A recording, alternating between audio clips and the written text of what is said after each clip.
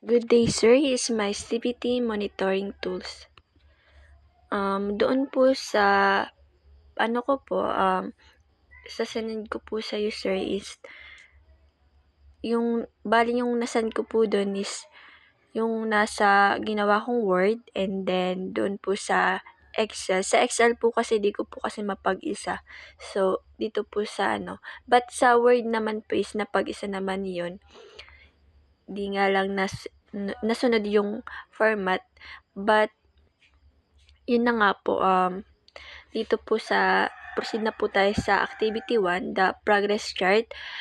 Yung ko po doon, dito or is yung based on the activity 3, which is pinag-copy paste ko po siya in basic, common, and core competencies.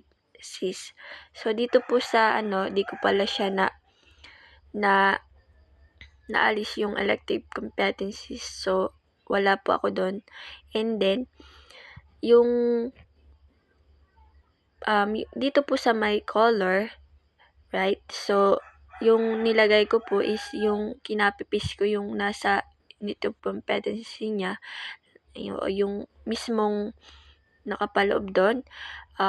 Dito naman po sa second boxes, which is the white, mas kumbaga kinapipis ko doon sa learning or trainees requirements or yung learning outcomes, with the same that the common and core competencies po.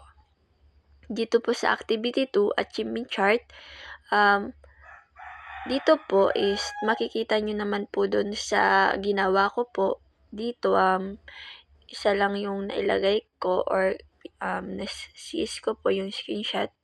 Ilagay ko dito para makita lang kung ano yung nakapaloob doon, which is the same with the same that in the activity 1, yung progress chart. But yung sa achievement chart po, is yung unit of competency or kung ano yung nilagay ko dun sa mismong niya sa una, work in team environment.